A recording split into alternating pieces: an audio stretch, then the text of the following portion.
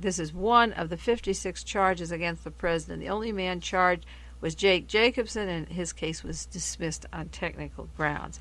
There was a possibility of fraud and underpayment of taxes of Richard Nixon.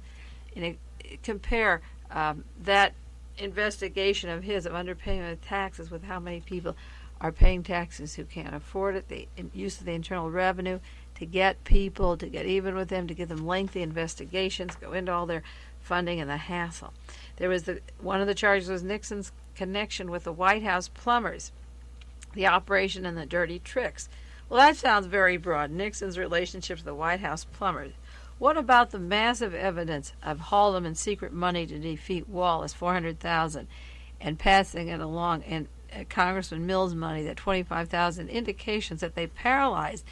Some of the dirty tricks could paralyze a man who's sitting in a wheelchair in extreme pain for the rest of his life. That's just one of 56 charges against the president, the plumbers. They don't even mention the Wallace shooting or the drowning of Mary Jo Kopechne, the blood on her blouse, or where it came from, the use of lacets and Caulfield. They don't talk about what the Cubans were doing in J. Edgar Hoover's apartment, or how Hoover died without an autopsy, or the fact that he was murdered, Wallace crippled, or they take a woman like Dita Beard and hospitalize her, keep her out of Washington, D.C. It's going on 3.5 years now, isolated. Her room's bugged, her guards are killed. They just pass off the White House plumbers, Laswitz, Caulfield, Hunt, the whole team, Liddy. They were all involved in the Chappaquiddick, the Wallace affair, the Dita affair, and Ted Kennedy, and that's just written off as Nixon's connection with the White House. And all of these 4 operations had to do with eliminating the people who were running for office or could alter the election in some way, and that's just written off as the plumbers operation, and the investigation isn't going into it at all. Another charge was political contributions allegedly made in return for favors from Howard Hughes, Vesco, ITT, and Dairy. That's all thrown in. The Vesco connections, a suggestion of heroin traffic through the Bahamas, through Southeast Asia, the airplanes, and linking to Roy Cohn, or chain of command of heroin traffic, just written off as political contributions in return for favors. Well, what specifically were the favors? That's why Jaworski is there, not to get into the favors at all. Those are some of the charges that they may go into. Now, here's some that they wanted to drop.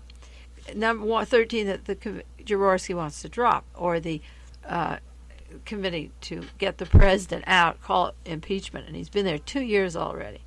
Contributions from foreign nationals. Why not be specific? They don't mention Tom Papas and Greek money, how that affects oil prices, or military bases in Greece, future war in the Mediterranean in exchange for Greek money, keeping Greece militarily tight, sending them arms. Contributions from foreign nationals that came out last week. Jack Anderson had articles about the Shah of Iran siphoning some of that money into the bank that Bernard Barker had, that they were using at the Watergate and coming in through Mexico, those secret accounts. Go to the gasoline station and see how your gasoline's gone up, your oil's gone up, how much it takes to run your car. And the Shah of Iran is pumping money into Richard Nixon's campaign through Mexico up to the United States. And we pay the price for the milk, we pay the price for the oil, and they want to drop the charges of international money. And we talk about the arms sales to Greece and the Arab countries. Energy, gas, oil, all goes up, and they drop the charge of contributions from foreign nationals. I surely believe it makes a difference which foreign nationals are giving the president money if it's coming from the Philippines, because we put martial law into effect over there and create a dictatorship in exchange for certain resources that are over there that particular people in this country accrue wealth from. So they just write that off. We'll drop the charge on foreign nationals. Another charge was illegal contributions to labor unions. Why do they write that off? Where does Mr. Meany get his power? Why does Walter Reuther murdered? What about Yablonsky? How does that affect the United Mine Workers, men that go down in the mines, they don't have fair wages that want to be represented in those unions? Or the contracts to kill Cesar Chavez and moving the Teamsters in to squeeze out Chavez, and the lettuce strike, the grape strike, the wine picking, the grape picking out here in California, around the country. They said, we'll drop the charges on illegal contributions from labor unions. Why? They pump money into the president, and then he puts the the Army, the CIA, and the FBI to protect those people, whether they're labor unions or grape growers or whatever. That's why you heard on the news service the FBI has airplanes, because they put money into the presidency, and he in turn funds the agencies that protect those people that put money in keeping him in office. There's that vicious circle. There's another charge they're dropping, granting a Minnesota bank charter in exchange for political contribution. Why should they drop it? Why should a Mr. Andrews or anybody not be investigated, or Bibi Rebozo gets a bank, another man squeezed out down in Florida, and members of the Republican Party, or people that give to Richard Nixon, get bank charters? What happens to the free enterprise system? Can anybody, any group, make money off of banking, or is it only going to be in the hands of a few people, the clique of the White House, who get all the banking charters, take all the loans for housing, all the loans for whatever people need, and they're the clique that the White House has selected to get the bank charters? There's another charge they're dropping, the failure of the Commerce Department to enforce safety regulations. What were some of the safety regulations? Clothes that are inflammable, carpets that are inflammable, children's toys with poisoning on them, paints that are poisoning. Who is suffering? All these charges are dropped, and who is suffering? The people. The kids are poisoned, the building walls have lead paint on the walls that's falling off, the kids are getting poisoning from, or adults. The milk's going up, the gasoline's going up, clothing that catches fire, carpeting that catches fire. Why do they have to drop charges of anything? And in the Watergate trial, when you see all the charges, these people aren't charged for these crimes of even the arson at the Brookings Institute. They're not charged for arson. All they're charged for is conspiracy to obstruct justice, obstruction of justice, making a false statement. When I go down the list of the Watergate charges of Fred LaRue and Magruder, sentencing deferred, these are their charges: conspiracy to obstruct justice, defraud the United States, obstruction of justice, perjury, conspiracy to obstruct justice, making a false statement to the FBI, making false statements to the grand jury, one count of obstructing justice. This goes on and on. They're not telling you what specific ways they affected our lives, how these men affected everything around us, the food we eat, the air, the rivers, the lakes, the shores, everything that is affecting the way we breathe or what we wear or what's in our environment. They are contaminating and polluting, and they're getting 30 days for not telling the grand jury what they were doing. They're getting 30 days or 40 days for conspiracy to obstruct, or they get immunity at trials, and they get off with good behavior. Donald Segretti got 6 months in jail playing golf and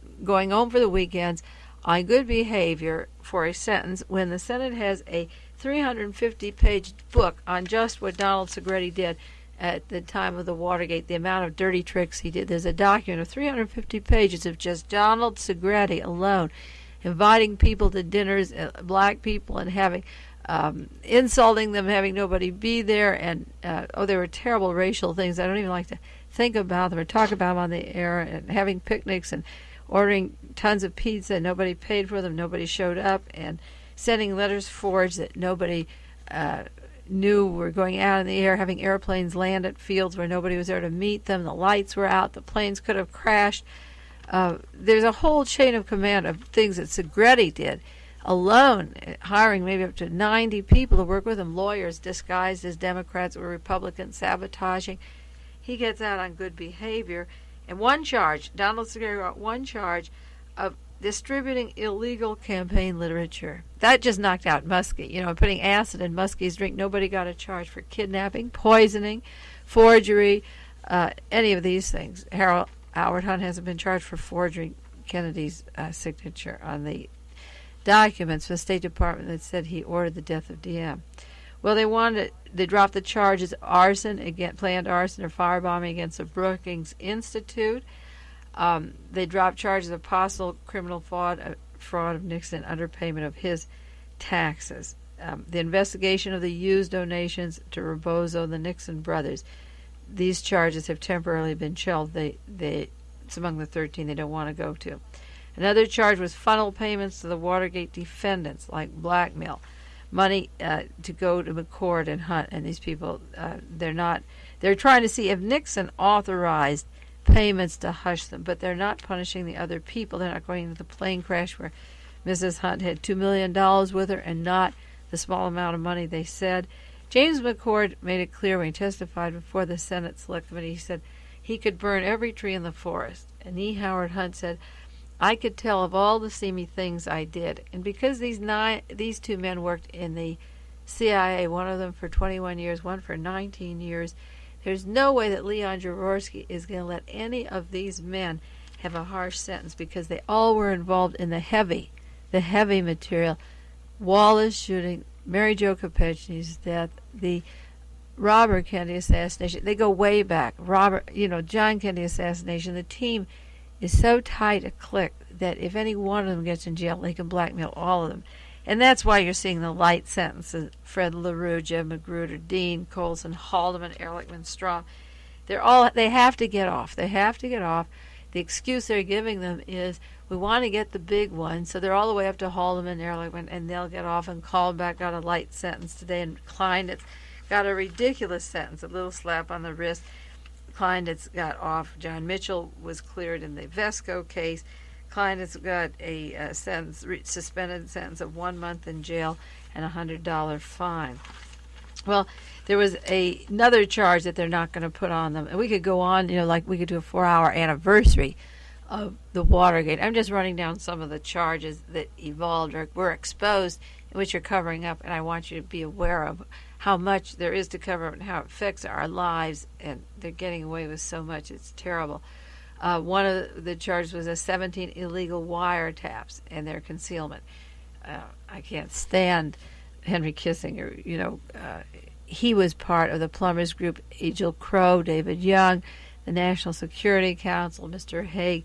They knew that the leaks that were coming out weren't the only problem in the White House. If Mr. Kissinger is angry, he tells us that he's impartial. He's impartial about the India-Pakistan deal. He tells us publicly, and he's tilting it one way or the other. Why shouldn't he be exposed? To expose them is patriotic, because if they can say, I have no opinions, or I'm not going to tell you what I'm doing, but those public figures are pathological liars that stand up there day after day and tell one lie after the other. And they want to slap this fine on now. I talked about it last week, and you could write to members of the Senate who are totally helpless. Richard Helms wants a $10,000 fine and 10 years in jail for talking about work that people did in the CIA. You can see how desperate he is to get it when men are talking about E. Howard Hunt working with Clay Shaw and David Ferry in Mexico City with Oswald. They're desperate to shut this thing up. And the Senate this week is totally hopeless. They had a new vote in Congress June the 6th, this last week, June the 6th. What was the bill before the Senate? Intelligence spending. The Senate, by a 55 to 33 vote, rejected an amendment to require the CIA to divulge the amount of money concealed in the president's annual budget. Imagine, they spend $9 billion now, $9 billion in the CIA intelligence, and all the certain members wanted the Senate was to know how much you spend a year. And the people that wanted this bill to pass said, tell us how much you spend.